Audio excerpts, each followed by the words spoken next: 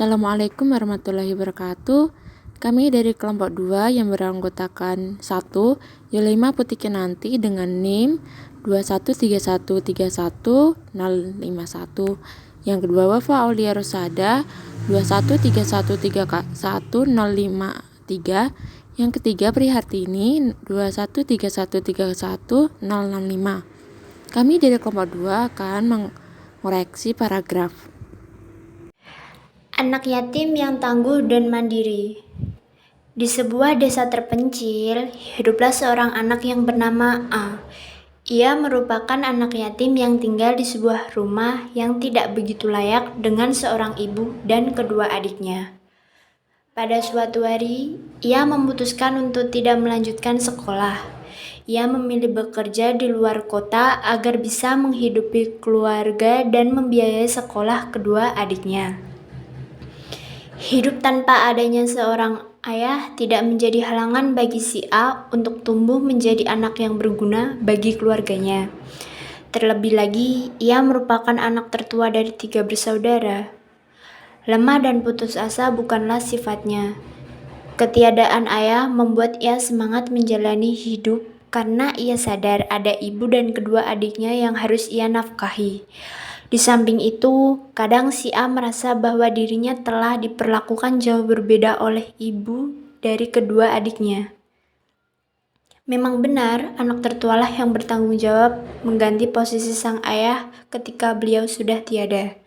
Tetapi, bukan berarti anak tertua dianggap sudah bisa semua dan diperlakukan berbeda dengan kedua adiknya. Suatu hari, ia pulang dari luar kota dengan begitu bangganya membawa uang pertama hasil dari jeripayahnya sendiri. Si A bergegas pergi ke pasar kambing. Sesampainya di pasar, ia membeli kambing sebagai peliharaan atau tabungan di masa mendatang.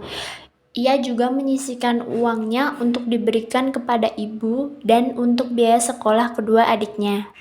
Tetapi apa yang terjadi setelah si A kembali ke kota? Tanpa sepengetahuan si A, kambing yang dibelinya sewaktu ia pulang dari kota dijual oleh sang ibu untuk berbelanja baju dan jalan-jalan bersama kedua adiknya. Ketika ia tahu hal itu, si A hanya pasrah dan bersemangat lagi untuk mencari uang untuk ibu dan kedua adiknya tanpa mengungkit apa yang telah diperlakukan ibunya kepada si A. Judul paragraf: Anak yatim yang tangguh dan mandiri. Koreksi paragraf. A. Jenis paragraf. Paragraf ini merupakan jenis paragraf narasi, karena paragraf ini berisi tentang uraian cerita atau kisah yang memuat suatu kejadian maupun peristiwa dan terdapat tokoh yang diceritakan, yaitu si A. B. Pemenuhan syarat keutuhan atau unity. Di setiap paragraf, pastinya memiliki kalimat utama dan kalimat penjelas. Paragraf di atas juga memiliki kalimat utama dan kalimat penjelas, yaitu kalimat utama yang terdapat pada kalimat pertama dan kalimat penjelas yang terdapat pada kalimat kedua sampai dengan kalimat ke-13. Kalimat yang kedua menjelaskan kalimat 1, yaitu mengenai siapakah si A. Kalimat ketiga dan 4 menjelaskan kalimat kedua mengenai kehidupan si A sebagai anak yatim. Kalimat kelima dan 6 menjelaskan kalimat keempat, yaitu tentang sikap si A dalam menjalani kehidupannya. Kalimat ketujuh dan 8 menjelaskan kalimat keempat mengenai dampak yang dirasakan si A sebagai anak tertua. Kalimat ke-9 menjelaskan kalimat ketiga, yang mana pada kalimat ketiga dikatakan bahwa si A tidak melanjutkan sekolah, melainkan ia memutuskan untuk bekerja ke luar kota. Kemudian kisahnya di kota dilanjutkan pada kalimat ke-9.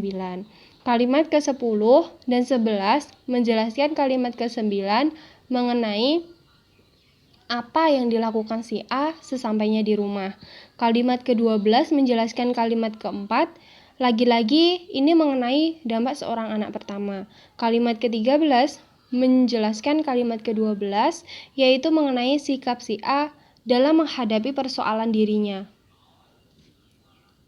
Dari semua penjelasan tadi dapat diketahui bahwa kalimat dalam paragraf di atas itu semuanya mengandung satu topik.